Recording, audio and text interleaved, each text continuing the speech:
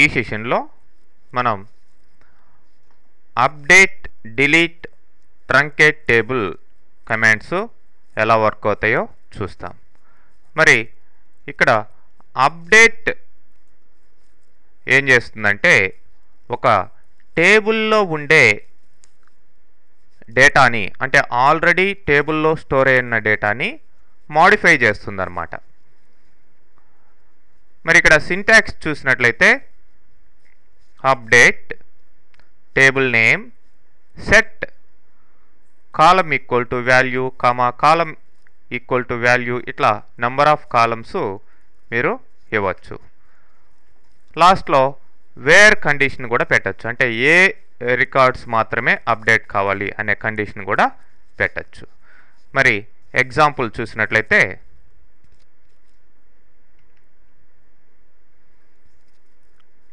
ఇక్కడ కంపెనీ డేటాబేస్లో మీకు 3 టేబుల్స్ ఉన్నాయి. వాటిల్లో మనం ఎంప్లాయ్ టేబుల్ని తీసుకుంటాం, ఈఎంపీ టేబుల్ని.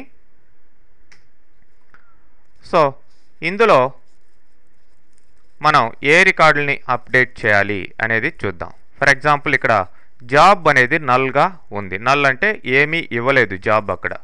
మరి ఆల్రెడీ కిరణ్, రాజ్ అనే ఇద్దరికి కూడా జాబు మనం నల్గా పెట్టున్నాం, అంటే ఏమీ జాబ్ సెట్ చేయలేదు. మరి ఇప్పుడు అప్డేట్ కమాండ్ ద్వారా దాన్ని సెట్ చేద్దాం. Update EMP set job equal to, ఇప్పుడు జాబ్ ఏంటి అనేది మనం ఇవ్వాలి. మరి ఇప్పుడు set job equal to programmer అని ఎంటర్ ప్రెస్ చేస్తే అందరికీ కూడా జాబు ప్రోగ్రామర్గా అప్డేట్ అయిపోతుంది. అంటే అన్ని రికార్డ్స్కి, ఇక్కడ 9 రికార్డ్స్ ఉన్నాయి, 9 రికార్డ్స్కి కూడా జాబు ఏమవుతుంది, ప్రోగ్రామర్ అయిపోతుంది. మనకి కావాల్సింది ఏంటి, ఈ 2 మాత్రమే. కాబట్టి ఇక్కడ వేర్ కండిషన్ మనం పెట్టచ్చు.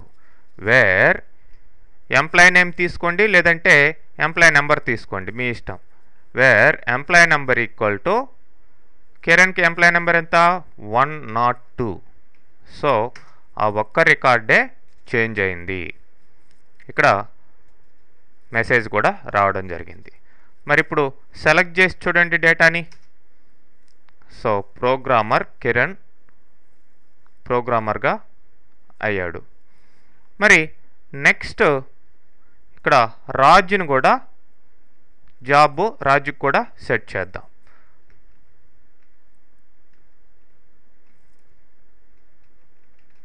మరి రాజుకి జాబు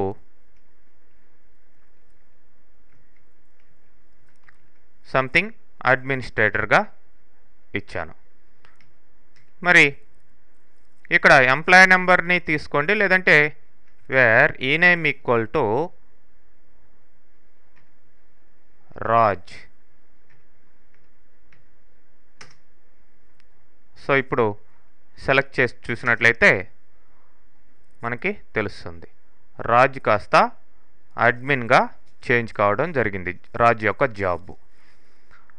ఇక వాళ్ళకి శాలరీస్ కూడా సెట్ చేయాలంటే ఇలా సెట్ చేయొచ్చు. Update EMP set salary equal to,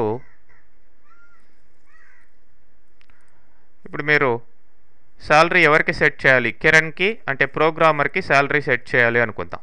set salary equal to something 8000, where ename equal to Kiran.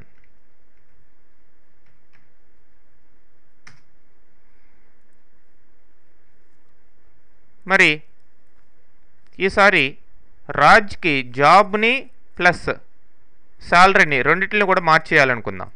అలాంటప్పుడు 2 ఫీల్డ్స్, 2 లేదంటే అంతకంటే ఎక్కువ ఫీల్డ్స్ కూడా మనం ఇట్లా ఒకేసారి సెట్ చేయొచ్చు. Set job equal to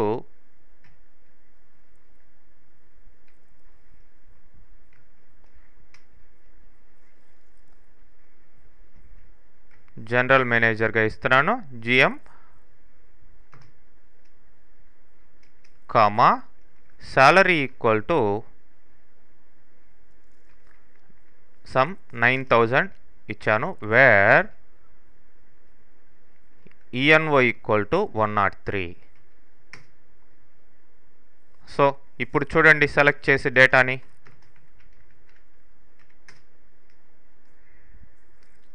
so admin కాస్త GMగా మారిపోవడం జరిగింది, సాలరీ 9000 రావడం జరిగింది. ఈ విధంగా మనం ఈ యొక్క అప్డేట్ కమాండ్ ద్వారా ఈ వేర్ క్లాజ్ని కండిషనల్గా యూజ్ చేసి మనం పర్టికులర్ డేటాని, ఆల్రెడీ ఉన్న డేటాని మాడిఫై చేయొచ్చు.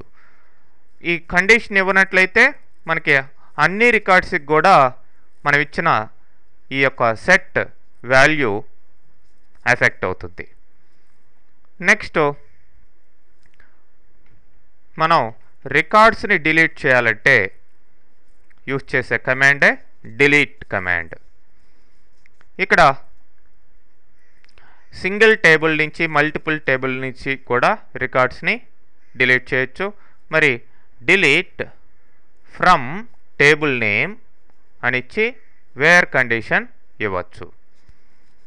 అది సింపుల్గా వాడే డిలీట్ స్టేట్మెంట్. అంటే ఏ పర్టికులర్ రికార్డ్స్ మీకు డిలీట్ కావాలి అనేది మీరు సెట్ చేయొచ్చు.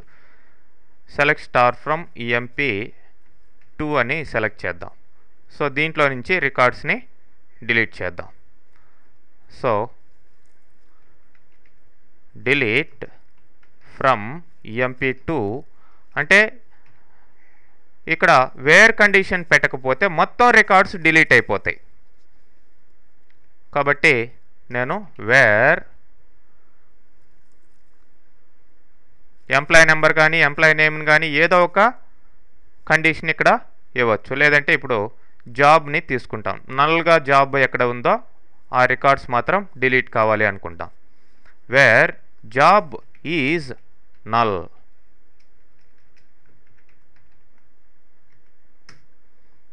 చూడండి ఆ రెండు రికార్డ్స్ డిలీట్ అయిపోయినాయి. సో ఇప్పుడు సెలెక్ట్ చేసినట్లయితే మనకి ఆ రెండు రికార్డ్స్ ఇక్కడ లేవు. అయితే ఈ విధంగా డిలీట్ చేసిన రికార్డ్స్ని మనం అండూ చేయొచ్చు. అంటే రోల్ బ్యాక్ అనే కమాండ్ ద్వారా వీటిని మళ్ళీ తీసుకురావచ్చు. ఈ రోల్ బ్యాక్ ఏంటి, ఎలా వర్క్ అవుతుంది అనేది నెక్స్ట్ మనం కమింగ్ సెషన్స్లో చూద్దాం. రోల్ బ్యాక్ అని ఇవ్వగానే మళ్ళీ అవి క్యాన్సిల్ అయిపోతాయి డిలీట్ అయినవి.